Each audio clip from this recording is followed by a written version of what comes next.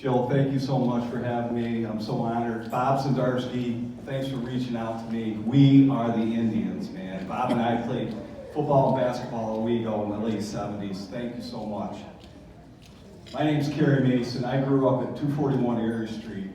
Hop, skip, and a jump from the Boys Club. It was Owego Boys Club, the original building.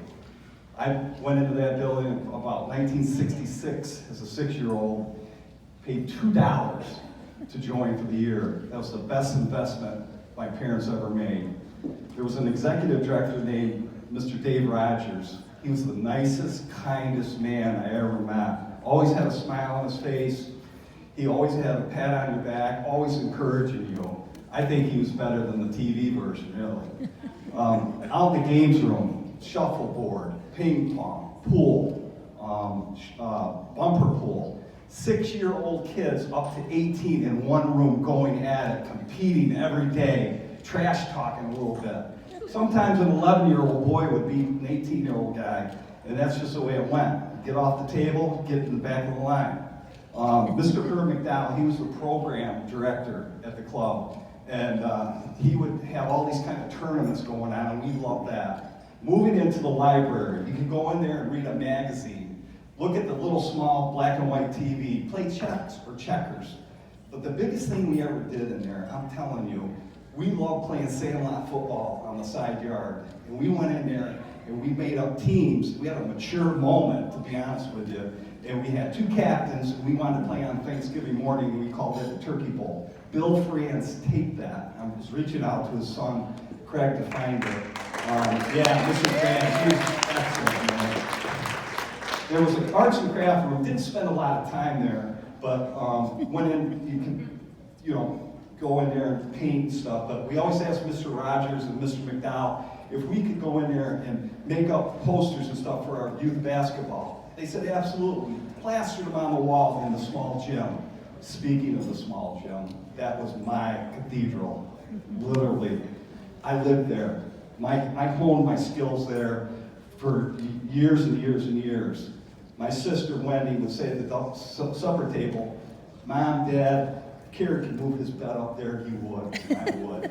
Now, there's a cast of characters. Dave Arby's would be in that gym playing. All these people like Robbie Murray, Mike Jackson, people that lived in this community all their lives. Rod Marchuka, Rusty Fuller, Rieger, Murray, I'm thinking all these names now, Lee Dunhams of the world. But there was one person that really stood out for us. This guy had these funny looking goggles, and he'd dribble it in and shoot out of a cannon at half court, and it was nothing but the bottom of the net. His name was Charlie Sibley. Oh, by the way, they named him after me. Getting back to Herb McDowell. Herb had us on our toes all the time. Had all these books and magazines going in his room. What's going on here? One day we walk in, he's got a 4x8 piece of plywood set up with an HO track. Kids came in from everywhere with HO cards in their fishing tackle boxes just to compete on that. Next thing you know, we got a dart shooting contest for Thanksgiving turkeys. A 30-pound was the first prize, 18-pound was the second prize. I actually won it. My mom had to put it in the oven at 3 in the morning to make sure it was done the next day. In the game room on Saturday night, they would have a projector on the wall with a film of your favorite movie, and everybody would come in and have popcorn and soda pop and act like they're the Tiger down at the theater downtown. Back in the gym on Friday nights, yeah, we had a boxing ring. We actually got in there, put the gear on.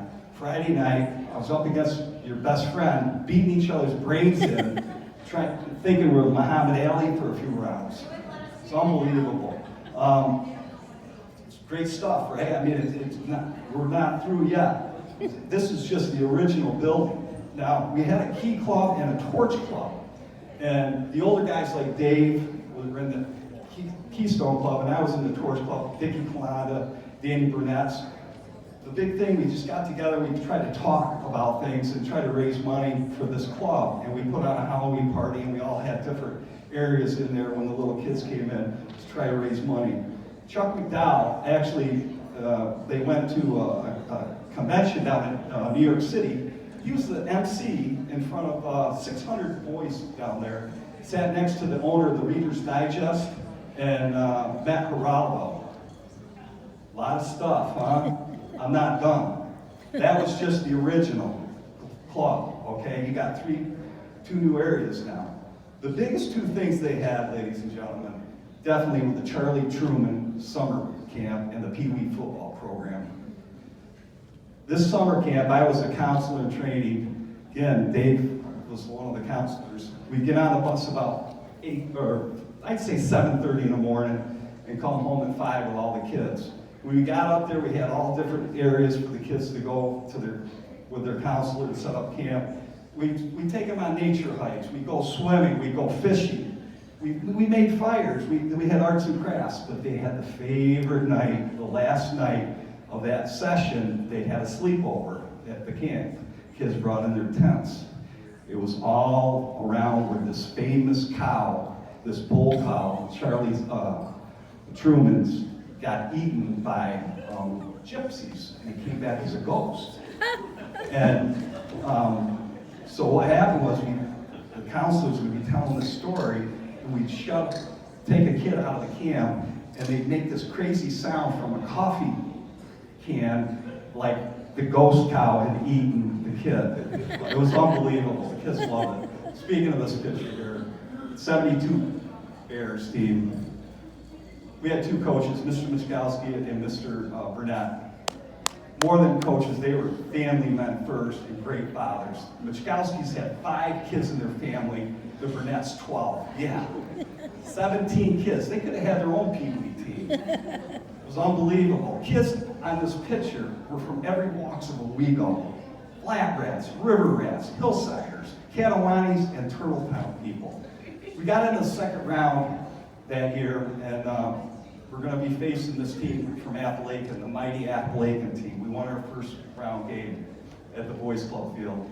And they easily beat us during the regular season. It was a physical game. It got so physical that Mike Eastman, one of our better players, broke his arm, and they had to bring in the ambulance to cart him off. It was crazy. And so we lost the game by a few points. Appalachian went on to win the championship, but they said, I wouldn't want to play this team next year. Little did I know, the next year, they kind of formed a new league down at Marvin Park, and half my team left, and I ended up being on another team. It was like a kind of a sad moment in a way. The club started changing in the mid-70s. They added on the gym, sauna, and all that stuff over there. And they changed the name to the Tioga County Boys Club. So it was just kind of changing. They had this hot idea. We're going to invite girls in. I lost my mind. I called all my friends. I said, we're going up to the club. They wouldn't let us in. They had a night for just girls. We were literally sitting out there trying to count all the girls that went in, and we would report it back to Mr. Rogers. Little did I know, ladies and gentlemen, how big a moment that was really in time. I moved to Oneonta in '84 to start my life's work. And I had 2 daughters, Lindsay and Alexa. And they had nowhere to go for about 8 years of their youth. The Oneonta Boys Club existed, and then in '98 they built the addition, and they got involved, and they loved every minute of it. They're still friends with all those people. Getting back to this Boys Club, there was one girl in particular that stood out. You guys that played on Saturday mornings at the club, you had to get there at 9 o'clock on the new edition, or you weren't going to get playing until 9:30. There were so many people waiting to play. She was sitting out on the front step. I look around outside my house at 8:30, and she's out there. I'm like, she wants it more than I do. I couldn't believe it. She'd get in the games. We'd knock her down. We screened her. We blocked her off the boards. She had to get back up and dust herself off just like the rest of us. She went on to play college basketball. She's the original gym rat, just like the rest of us. And she's right there. That's my friend, Jane Bolger. Jane, can you stand up here? Yeah. 909, huh? Good things. I'm going to end with this. I know you guys are getting hungry. Thanksgiving was my family's big holiday at 241 Erie Street. We all came home for that special moment. Mom, love you.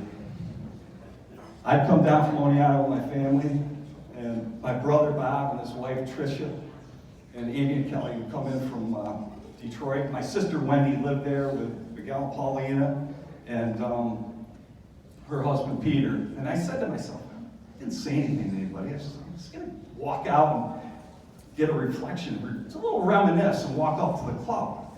So I walked through the field, I walked around the building, and where do I come?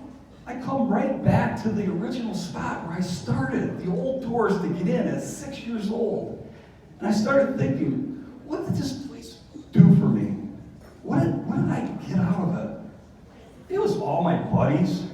It was caring, loving, nurturing, giving. Diversity, I learned. Equality, for sure. I learned how to compete.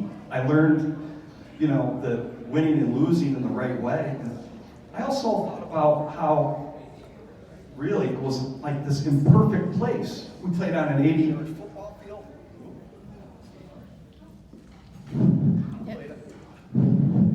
We played on an 80-yard football field, sorry. The gym was 1/3 the size, half my career there, and sometimes the pool sticks were missing tips, and the ping pong paddles had half the sandpaper missing. But I'm telling you what, ladies and gentlemen, I'm speaking, and I've reached out to a lot of people, for everyone that I grew up with, all my buds. We didn't care. We loved this place. This was our place, and we wouldn't change it for the world.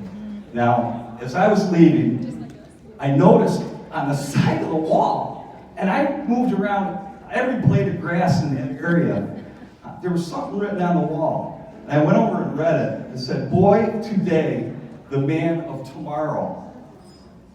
Boy, did Mr. Ben Weissman, he wanted that in 1950 to be on that wall.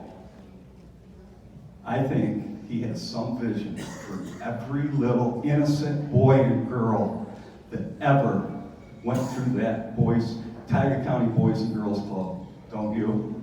Thank you. Yeah. Well done. Yay!